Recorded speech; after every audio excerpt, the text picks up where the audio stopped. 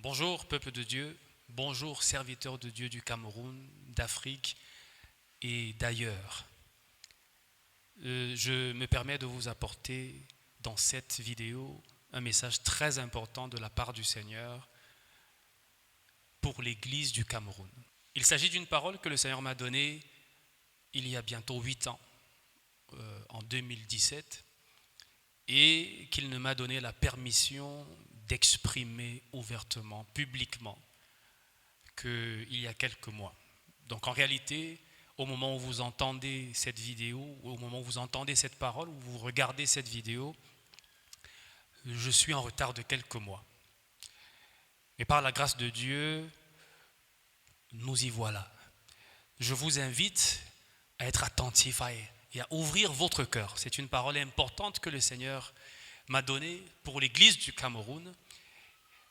En particulier, il y a bientôt 8 ans. Et bien sûr, cette Église peut également s'appliquer à l'Église du continent africain. Parce que nous vivons des réalités très similaires dans différents pays d'Afrique et dans l'Église représentée dans ces pays-là. Il s'agit d'une parole extrêmement importante qui s'adresse à toute la communauté, mais surtout à ses leaders, aux serviteurs de Dieu. Et donc, recevez cette parole de ma part avec tout le respect que je vous dois. Je la porte avec toute la modestie. Parce que ce n'est pas seulement à vous qu'elle s'adresse également à moi, elle s'adresse à nous tous. Le Seigneur m'a dit, parce que la parole a 2 volets, elle est venue en 2 volets, le premier est celui-ci. Le Seigneur m'a dit, Yvan, je veux que tu dises à mes serviteurs de ta génération de laisser partir mon peuple, de libérer mon peuple. Selon la parole qui avait été adressée à Pharaon par Moïse. Il dit, Yvan, dis à mon peuple, dis à mes serviteurs, de laisser aller mon peuple, de libérer mon peuple, de laisser partir mon peuple. Parce qu'ils sont devenus, pour beaucoup d'entre eux, des pharaons qui se sont dressés devant le peuple et l'empêchent de venir à moi et de me connaître et de m'adorer et me servir. Le Seigneur m'a dit, le plus grand péché de notre génération, c'est que nous avons érigé des systèmes, des traditions, des coutumes, des pratiques et parfois aussi des doctrines qui empêchent au peuple de Dieu de connaître son Seigneur à l'exclusion de ses serviteurs. Le rôle des hommes de Dieu est extrêmement important, il est irremplaçable. Mais le Seigneur veut qu'à nouveau, dans son Église, que sa voix porte plus fort, résonne plus fort que toutes les voix de ses serviteurs que nous sommes, des leaders de son peuple que nous sommes. Et donc sa parole était brève.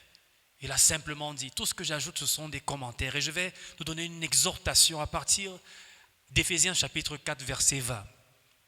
Et je souhaite que vous m'écoutiez jusqu'à la fin. Parce qu'il y a le 2e volet de cette parole importante que le Seigneur m'a donnée, de cette parole prophétique qu'il adresse à l'Église du Cameroun. Dans Éphésiens chapitre 4, au verset 20, l'apôtre Paul dit, car ce n'est pas ainsi que vous avez appris Christ. Si du moins vous l'avez entendu et si vous avez été enseigné par lui.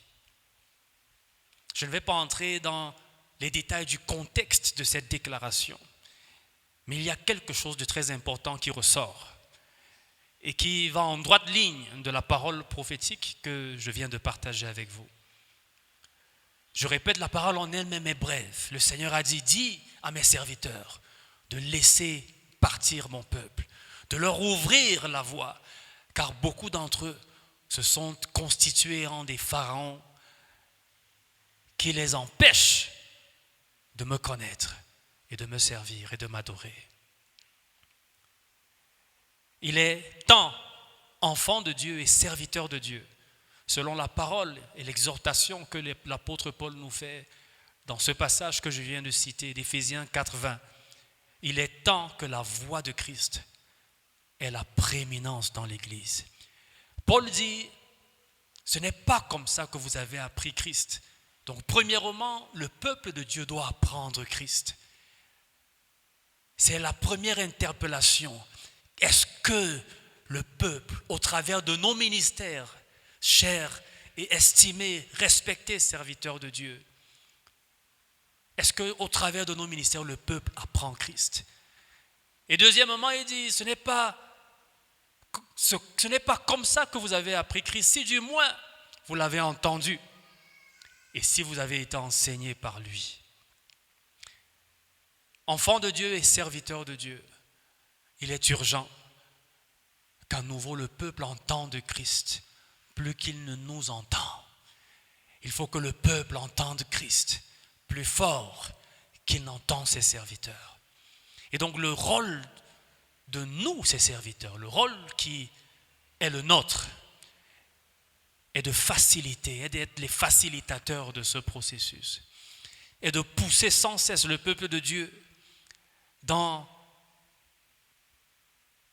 une rencontre vivante avec son Seigneur, au travers de nos enseignements, au travers de l'exemple que nous leur montrons et au travers de tout ce que nous faisons dans le ministère. Nous devons pousser le peuple de Dieu à ce lieu, vers cet endroit où ils entendent Christ plus qu'ils ne nous entendent. Nous devons nous assurer, serviteurs de Dieu, de cette génération, que dans notre voix, la voix de Christ porte encore plus fort, qu'elle porte plus haut, qu'elle porte plus loin. Que la voix de Christ soit à nouveau la plus élevée dans sa maison, dans son peuple. Que le Seigneur nous fasse grâce afin que chacun de nos ministères commence à être porteur de la voix de Christ et non pas porteur de la voix d'un homme, porteur de la voix de systèmes humains, porteur de la voix de traditions que nous avons créées, que nous avons instaurées, porteur de la voix d'institutions qui défient parfois les desseins de Dieu. Que le Seigneur nous aide et qu'il nous fasse miséricorde. Le deuxième volet de cette parole importante que le Seigneur m'a donnée, la première, nous ne l'oublions pas, ne soyons plus les pharaons qui empêchent au peuple de vraiment connaître le Seigneur. Quand le peuple ne peut plus entendre et discerner la voix du Seigneur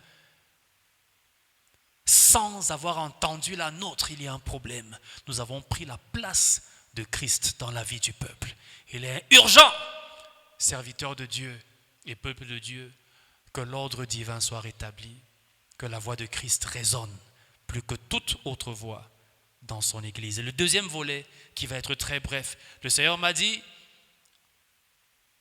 j'orchestrerai un exode massif dans mon Église, dans cette nation. Un exode massif, pendant lequel mon peuple, qui est amassé dans des enclos provisoires, parce qu'il m'a dit, ce sont des enclos provisoires. Beaucoup d'églises de notre temps sont des enclos provisoires que le Seigneur n'approuve pas. Et parfois, ce n'est pas que les concernés, que les leaders à la tête de ces mouvements sont faux. Ce n'est pas toujours parce que le leader est faux. Mais le Seigneur a dit, il y a des enclos que je n'approuve pas. Bien sûr, il y en a qui sont totalement apostates, totalement rejetés de Dieu parce qu'ils ont totalement rejeté Dieu. Mais le Seigneur dit, malgré cela, dans certains de ces enclos, il y a mon peuple. Ils y sont massés, entassés. Et ce n'est pas une affaire de nombre, de quantité, non. Certains de ces enclos sont petits, ils ont 20 personnes, 10 personnes. Mais le Seigneur dit, le temps vient où je ferai entendre ma voix à mon peuple amasser dans ces enclos, petits ou grands, quelle que soit leur taille. Et je les redirigerai moi-même vers mes véritables bergers. Cet exode, il arrive. Il sera orchestré par l'Esprit de Dieu. Et l'exhortation qui vient derrière cette parole est celle-ci. Elle s'adresse à vous et à moi, serviteurs de Dieu. Allons-nous être les véritables bergers dont le Seigneur parle? Allons-nous nous lever et être dans cette génération corrompue, les bergers que le Seigneur attend dans cette nation? Les bergers desquels il fera une proclamation, comme celle qu'il a faite concernant le Seigneur Jésus quand il se faisait baptiser par Jean-Baptiste, où il a dit: voici mon fils bien-aimé, sur qui j'ai mis toute mon affection. Écoutez-le. Prenez garde, faites attention, prêtez attention à ces paroles. Allons-nous être ces bergers véritables, ces bergers authentiques que le Seigneur attend en cette génération? C'est le défi qui nous est lancé, c'est l'exhortation qui nous est donnée à vous et à moi. Et je prie, en clôturant ce message, que la grâce et la miséricorde du Seigneur prévalent dans nos vies, dans nos ministères, que le Seigneur nous fasse grâce, afin que nous puissions nous lever et marcher dans l'authenticité dans laquelle il nous appelle, dans laquelle il nous attend. Et je finis avec cette parole qu'il m'a donnée également il y a plusieurs années, il y a près de 10 ans. Le Seigneur m'a dit: Yvan, l'autorité de mon Église dans une nation, quelle qu'elle soit, ne sera jamais plus grande que l'intégrité de mes serviteurs dans cette nation. L'autorité de l'Église dans une nation ne dépassera jamais le niveau d'intégrité de ses leaders, des leaders de l'Église. Alors, chers leaders, que le Seigneur nous aide à redorer le blason de l'Église dans notre nation, où elle est méprisée, où elle a perdu sa voix, parce qu'elle a perdu son intégrité. Que le Seigneur nous aide et que les bergers de l'Éternel, que ceux qui vont paître le troupeau de Jésus-Christ, selon sa volonté et à sa manière et selon ses standards et dans ses desseins, que ces bergers-là puissent émerger et que rien ne puisse les arrêter. Au nom de Jésus-Christ. Amen.